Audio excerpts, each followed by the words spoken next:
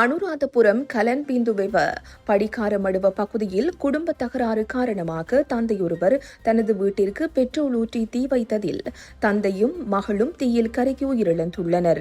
இந்த சம்பவம் இன்று செவ்வாய்க்கிழமை அதிகாலை 2 மணியளவில் இடம்பெற்றுள்ளது. சம்பவத்தில் 43 வயதுடைய தந்தையும் 13 வயதுடைய மகளும் உயிரிழந்துள்ளனர். தீ விபத்தில் சிக்கிய 36 வயதுடைய மனைவி, 15 வயதுடைய மகள், 20 வயதுடைய மகன் மற்றும் 66 வயதுடைய பாட்டி ஆகியோர் அனுராதபுரம் போதனா வைத்தியசாலையில் அனுமதிக்கப்பட்டுள்ளனர். தந்தை வீட்டிற்கு தீ வைத்த போது 2 மகள்கள், மனைவி மற்றும் மனைவியின் தாய் மட்டுமே வீட்டில் இருந்துள்ளனர். சம்பவத்தை கேள்விப்பட்டு 20 வயதுடைய மகன் சம்பவ இடத்திற்கு வந்துள்ளதாக தெரிவிக்கப்படுகிறது. பின்னர் தனது தாய் மற்றும் சகோதரிகளை மீட்க முயன்றபோது 20 வயதுடைய மகனுக்கும் தீக்காயம் ஏற்பட்டது.